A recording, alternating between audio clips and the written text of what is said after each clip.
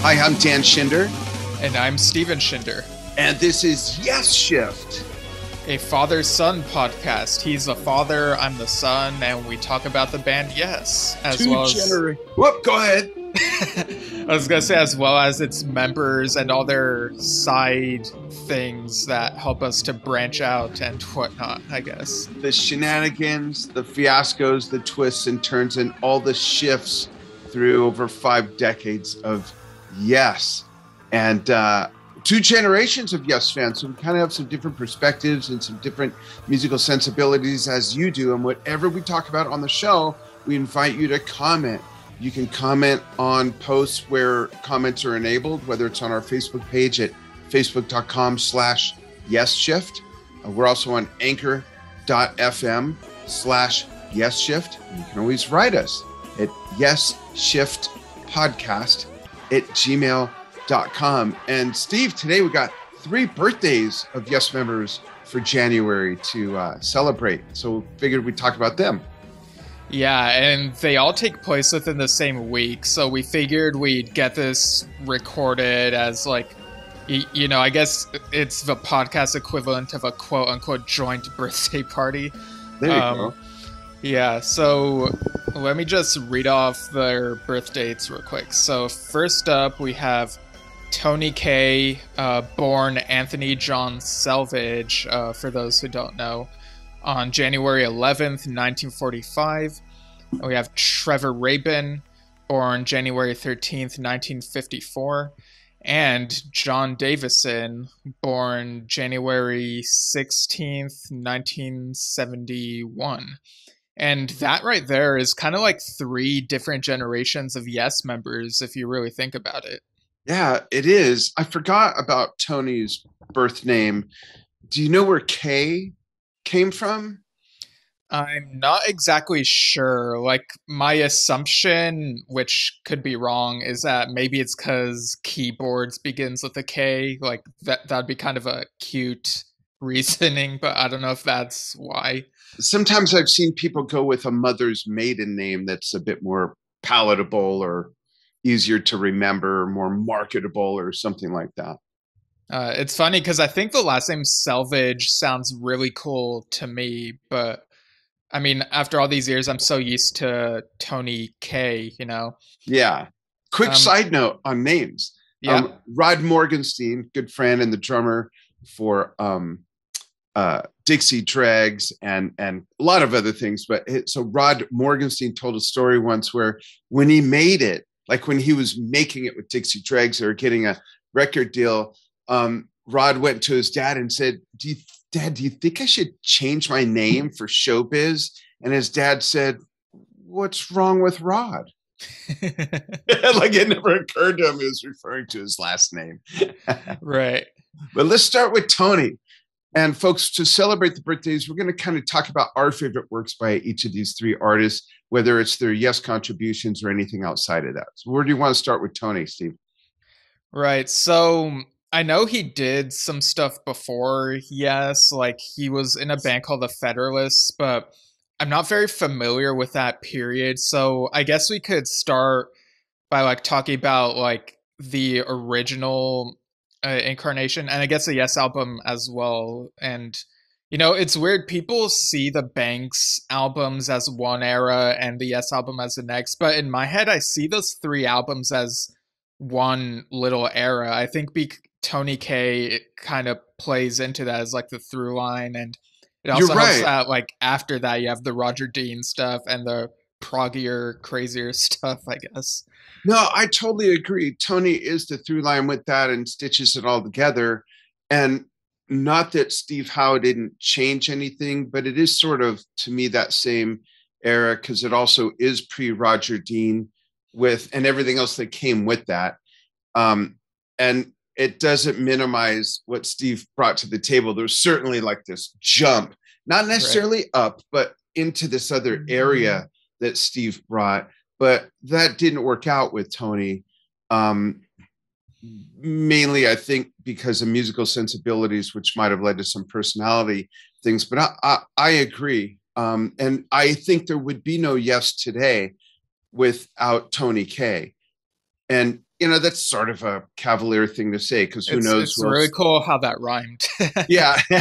Yeah, who knows who else they would have had that they would have done a lot of the same stuff. I don't recall off the top of my head how much Tony contributed to arrangements or writing, but those early Yes things. So here's proof in the pudding. The early Yes things are so monumental that they're still being played today. Stuff that Yeah. Tony wrote on those first one, two, three albums, or at least played on, are still staples in what they play. To agree, especially the third album, of course. But Yeah, I mean, your favorite song, I've Seen All Good People. Yeah. So what's your favorite work, and can you pull one favorite work out of that 3 album era, as you're referring to it as, or is it hard to pull just one? Yeah, it's really hard to pull. There are certainly standout moments from certain songs. Like on Time and a Word, you have, well, I guess he stands out on Harold Land on the first album in that upbeat intro and also on Looking Around. But on Time and a Word, I think to the solo on Astral Traveler, like, dun, dun, dun, dun, dun, dun, dun, dun, Yeah. that sort of thing. And the organ also sounds really good on The Prophet. And um, on the Yes album itself, like the way he does Yours Is No Disgrace is how I personally prefer hearing it. Like that album's version is probably my favorite version of that song. Interesting. You mentioned, the sound and his organ and everything, and it really, his organ playing personified how the Hammond B3 really fit into rock music back then. Of course, there was John Lord, Keith Emerson, and whatnot, but really Tony Kaye and I, of course, John Lord, not playing as proggy, but their sounds are the sound of the Hammond B3 of that era. And then came Rick, of course. But I think some of my favorites are Astral Traveler, Looking Around, No Opportunity Necessary, No Experience Needed, and of course, um, Starship Trooper. I love his work on Long Distance Runaround. Just kidding. Yeah, I was just about to say. Yeah. Perpetual Change. Yeah. There's some real gems in the work he did that, like I said, really got carried on through decades. And it was neat to see him play those again when he went back into the band with the Trevor Rabin era, whose birthday we're going to talk about as well. When you look at Starship Trooper that they did on 9012 Live, it's freaking brilliant and it rocks. It's great.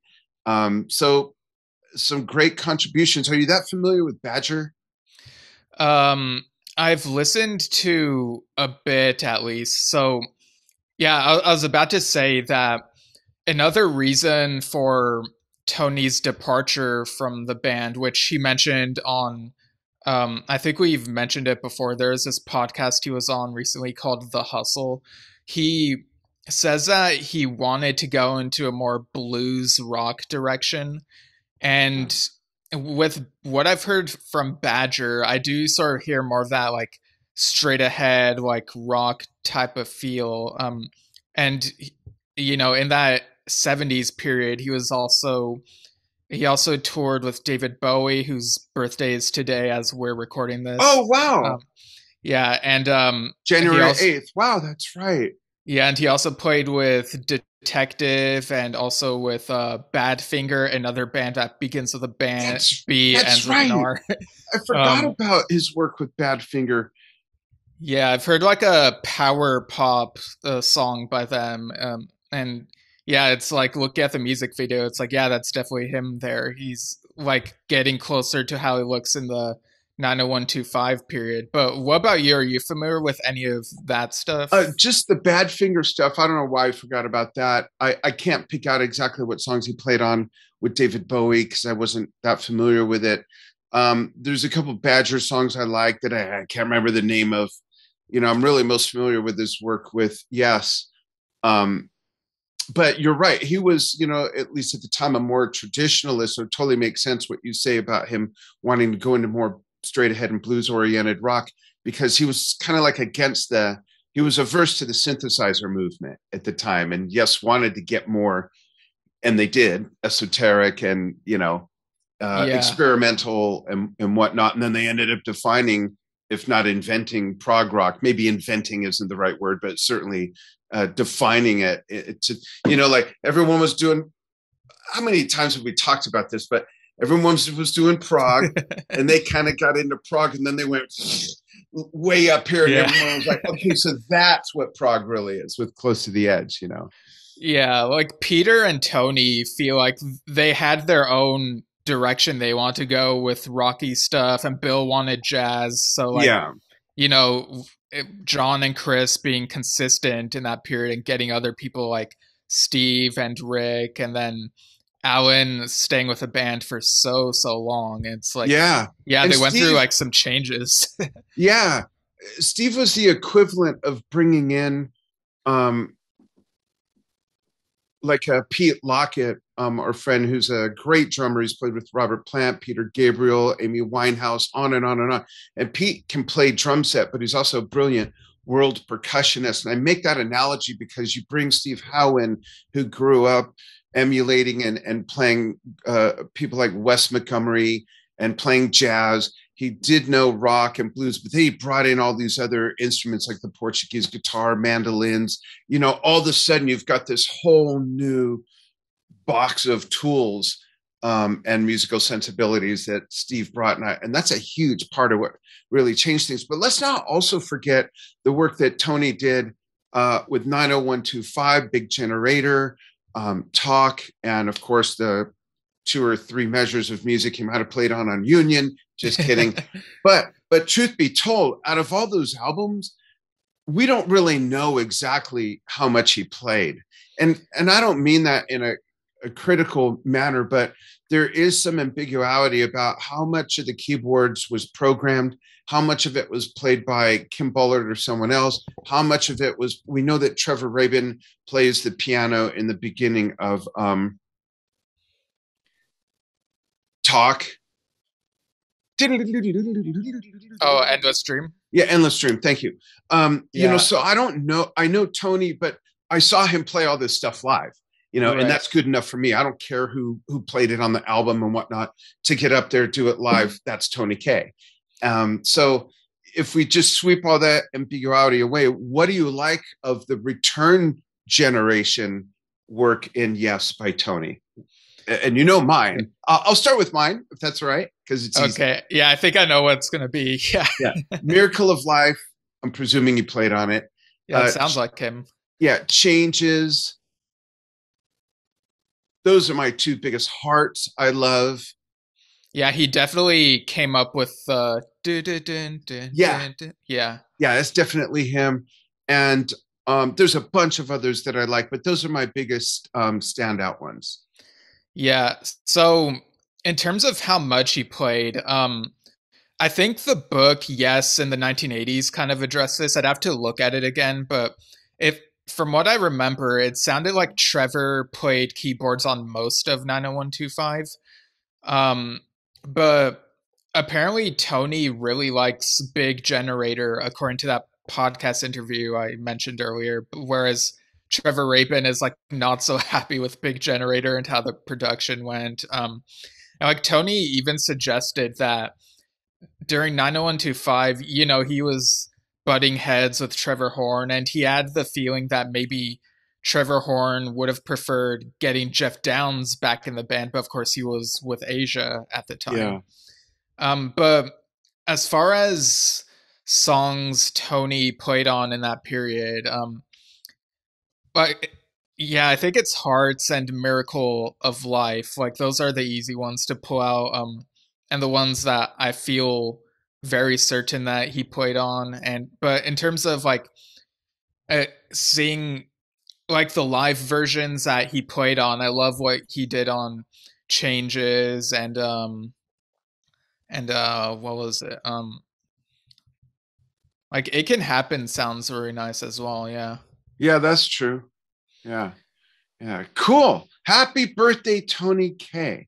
Yeah, and Oh, we didn't mention his work in like Circa and the other one he yeah, did with yeah, Billy. like Billy Sherwood like brought him out of retirement basically, like with Yeah. Circa and Yoso, and well, we've talked about his solo album too, End of Innocence, and how it was not quite what we expected. He like had expanded his palette, I guess, Oh, and it yeah. sounded really good. It's like not only that he expanded his palette, but what he expanded to was all it was, and it wasn't this any almost none of the stuff we were used to or know of him. It was just the expansion, which made it even more of a departure from what we know of his sound and his playing, which I was fine with. I thought that was neat. Right. Yeah, and I was really glad that Yes invited him on their 50th anniversary tour because That's right. like I remember before that announcement we were like, isn't it kind of weird they're doing it without a founding member? And then we get this announcement that he's playing a few songs at the end of these shows. And Yeah. when we saw them and did the meet and greet, he seemed really happy to be there, enthusiastic and talking to people. Yeah, So and that yeah, was San Diego or Phoenix? San Diego, right? that was Irvine. Oh, yeah, that's right. That was Irvine. Or Anaheim, rather. Yeah. Yeah, I'm thinking of that because that's when we went to San Diego, right? We did the Yeah. fair, your graduation, the fair, and then Father's Day was the Yes show, right? Yeah. It was definitely that weekend. Yeah, Yeah. and I saw him before they played because you may remember that's when Gigi called on me to go meet with Alan and took me back there, and I saw Tony back there, and we were like passing each other. I said, "Hey, Tony," and he went like this. Oh, hey, Dad. So it was cool, and he did seem like he was so happy to be there. Like I wouldn't blame him if inside he was saying, "Oh my gosh, all this is because of me. All this is because of what I did 50 years later, whatever." Totally warranted. I mean, he was one of the very first five, and Yeah. came back and had some great hits. So kudos to Tony for helping to establish one of the most prolific progressive rock bands ever. Yeah. Before we move on to Trevor, here's a bit of trivia that I want to see if you can guess. Okay. So, according to his interview with Yes The Music Revealing Science of God. Oh, So last year he was interviewed by Yes Music podcast, and Tony mentioned his favorite Yes album that he didn't play on. Can you guess which one it is? wow.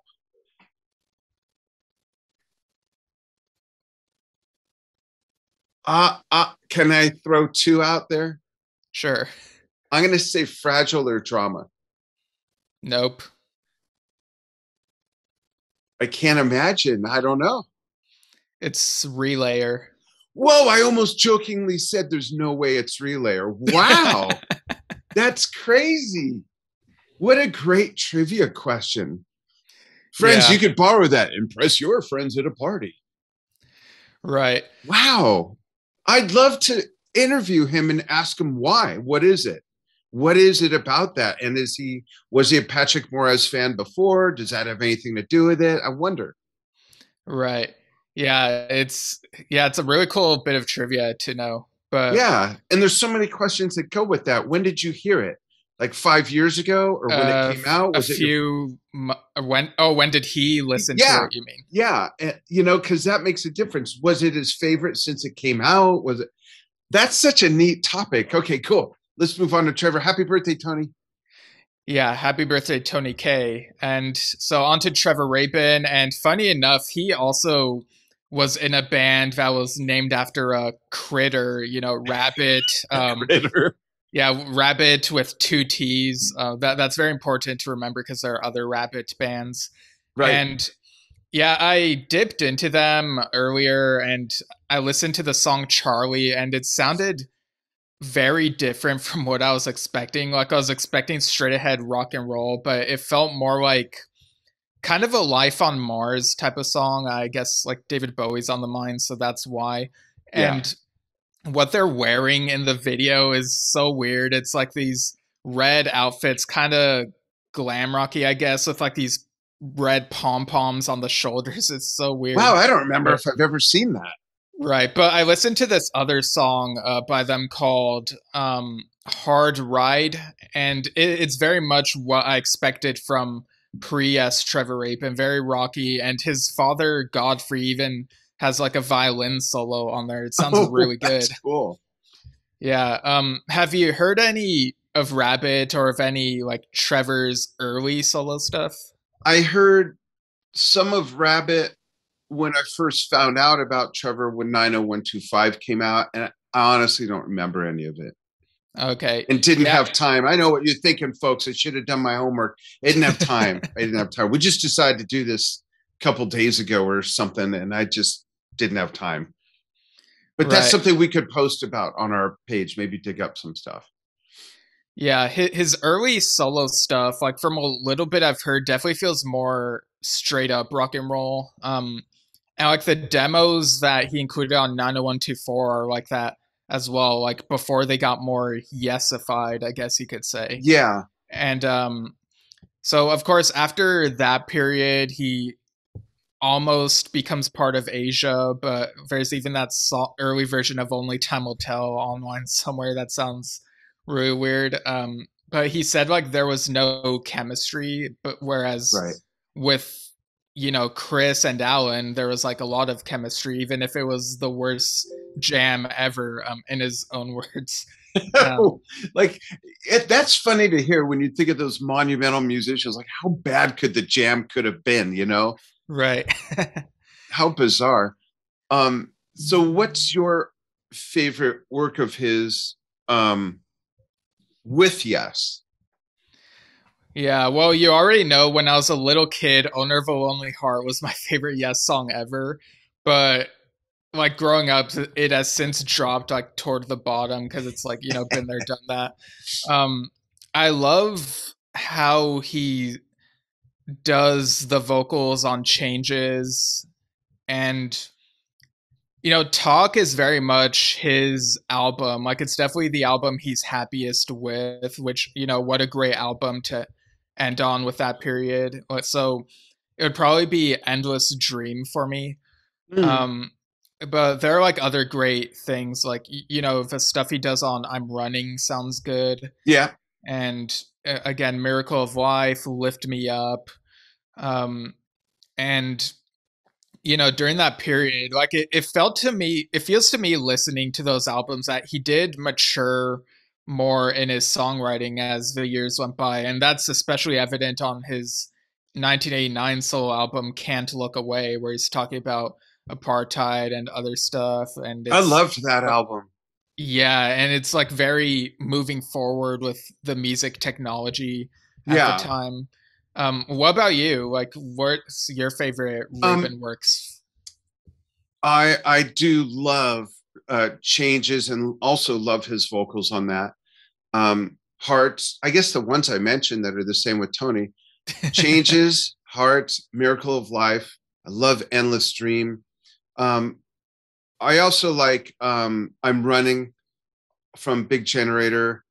Um, and I love his voice. I've mentioned before on Yeah. the show that on Jason Bonham's first album, The Disregard of Timekeeping, that's Trevor doing all those layered background vocals, and it just sounds so good. I mean, to just get that album just for that, to hear Trevor just as a background vocalist, he's great at that. He's great at a lead vocalist. He's great with harmonies. He's great at just a background chorale, and he's a great guitar player and musician.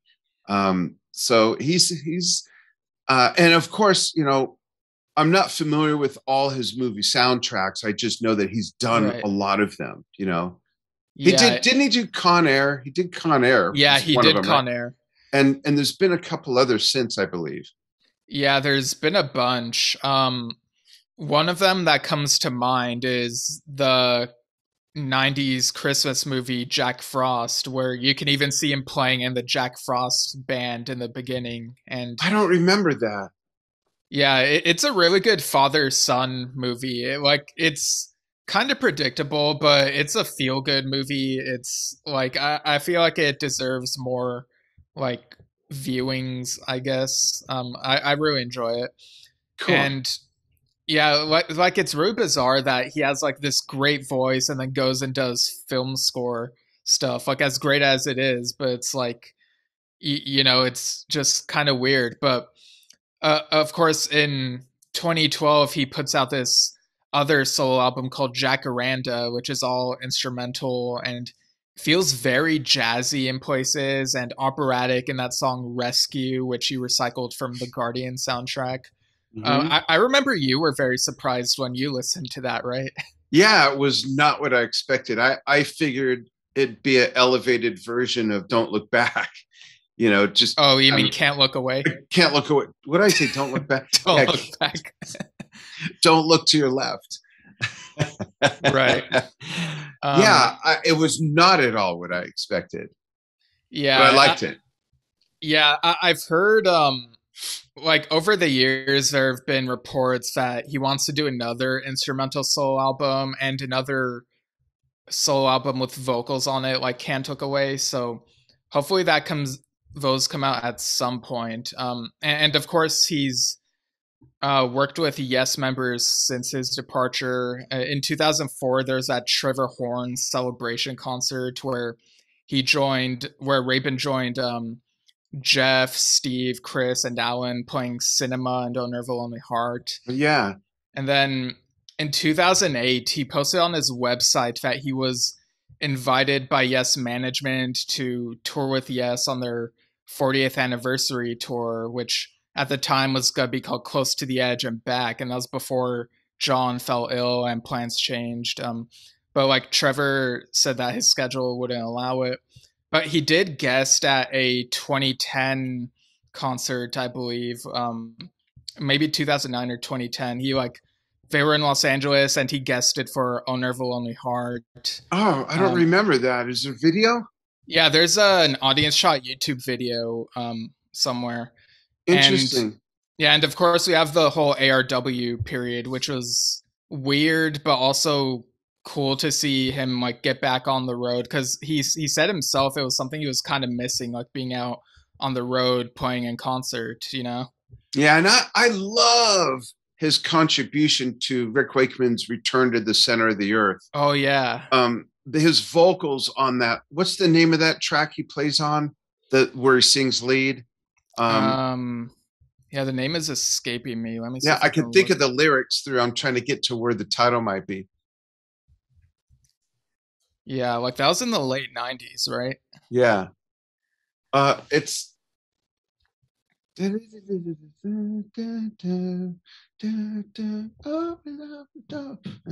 can't think of the name, but I love that. And I think he plays guitar on the song that Ozzy sings too. Oh, does he? I think so. I might be wrong. But Um, I love that. oh, is it Never is a Yes. long, long time? Never in a long time. Yep, that's it.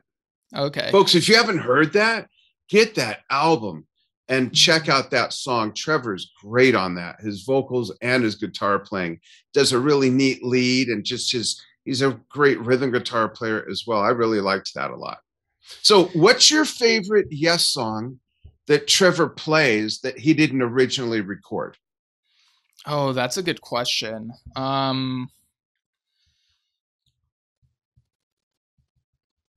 Yeah, I don't know if I have one. Like the one that kind of stands out right now, just because of how different it is and what he adds to it, is well, yours is no disgrace. Like the way they put it on the Union tour, where like I think Steve had a solo part and then Trevor did a solo part, which felt like really left field and like this sort of like speed metal type of thing, just shredding Yeah, his guitar. you're right. Um, yeah. But what about outside of playing with Steve, just on his, with the band? Yes, just with him as the only guitar player. I guess yeah, Starship Troopers sounds really good with him. Yeah. That's mine too. Yeah, Oh, cool. yeah. I think he did a really good job. It kept a lot of integrity, but it still sounds like him. Um, Trying to think if there's another that I really liked. Yeah, I really like how ARW played Awaken. They kind of change it up a little bit with like making the quieter section more bombastic.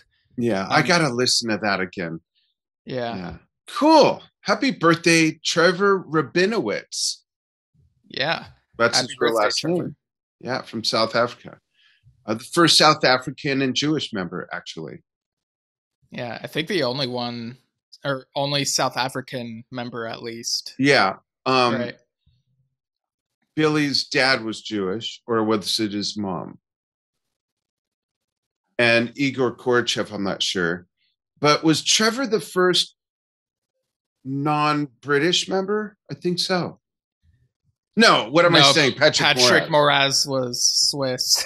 Yeah, duh. Oh boy. Sorry, folks. I'm worn out. It's Saturday. Getting ready to go on a business trip. Okay, cool. Happy birthday, Trevor. On to Jon Davison. Yeah, so I actually went back and listened to a little bit of what he was involved with in the 90s, which is Sky Cries Mary.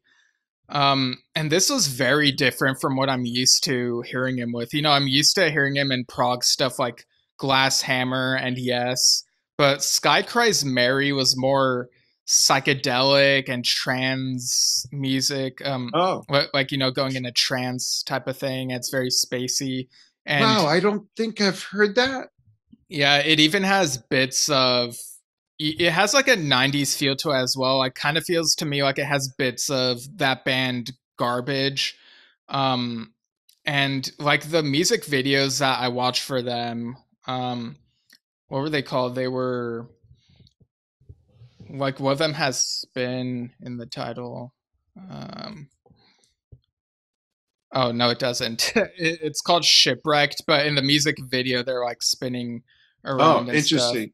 Yeah, And and this other one called Every Iceberg is a Fire. They're all like wearing body paint, and one of them like brings an ice sculpture of a head out of the water, and it reminds me of the mannequin head on the Yes album cover. And it's just so weird. Like Jon Davison is singing alongside this woman. At least I think it's Jon Davison. Like it looks like him with the long hair and just younger, and it's like so weird seeing him in this kind of grungier element, like from what I gather. that's interesting. My only exposure to his work outside of Yes is the Glass Hammer stuff that we listened to on that trip we went on, and I've got a couple favorites that I I love actually, and even just the name "Behold the Ziddle." Yeah. I love that, and I love this song too. That and "At Last We Are." I really like those two songs a lot.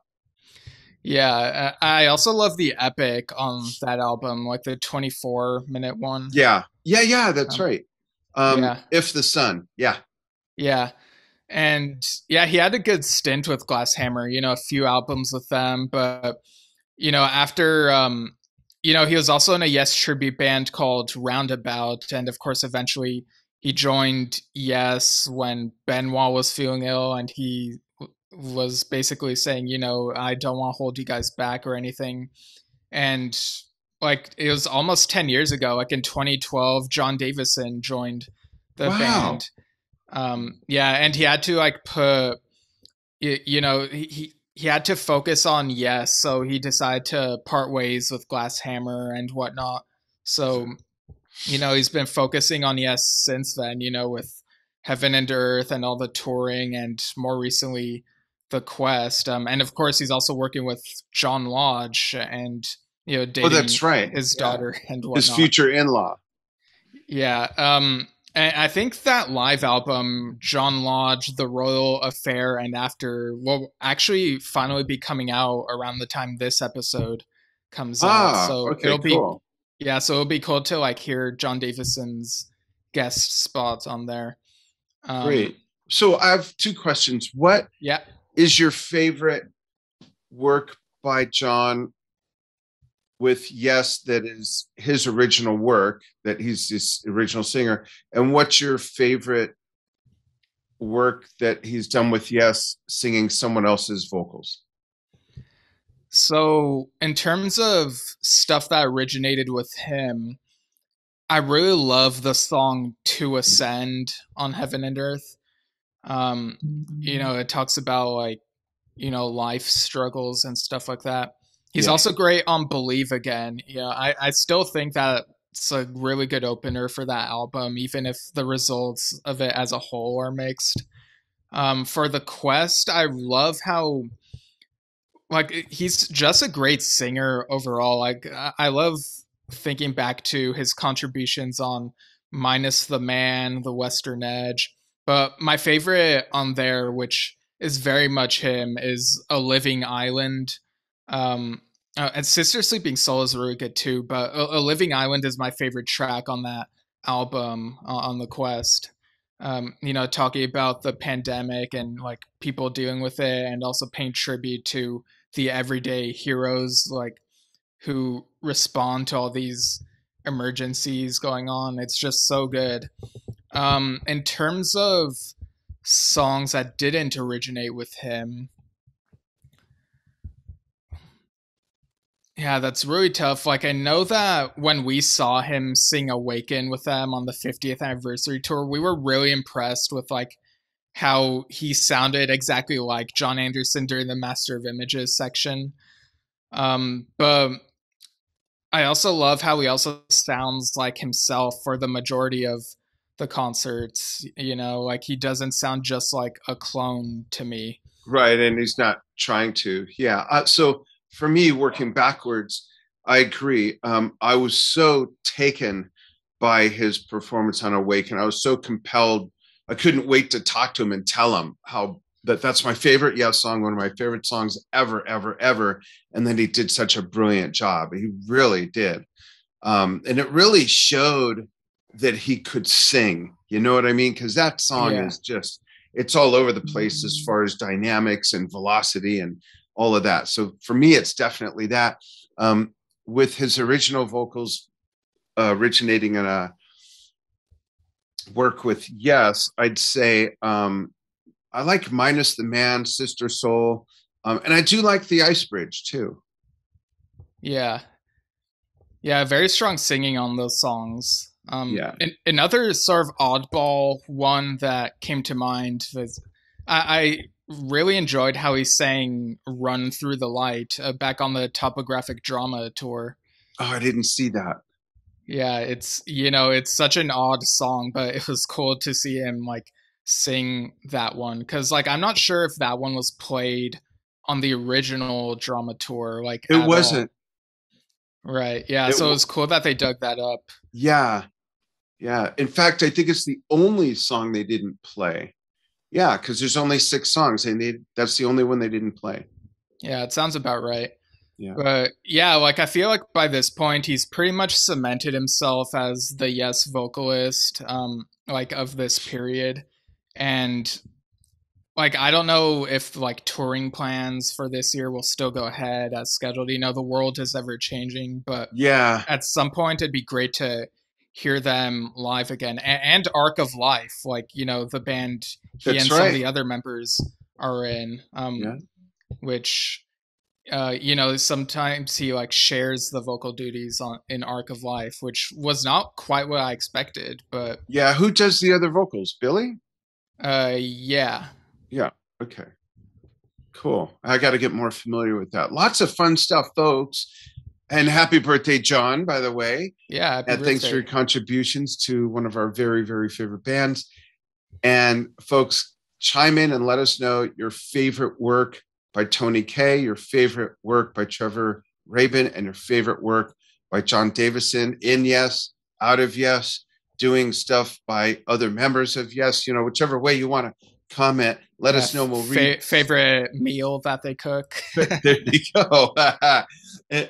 We'll read some of those comments on a future episode. Yeah, for sure.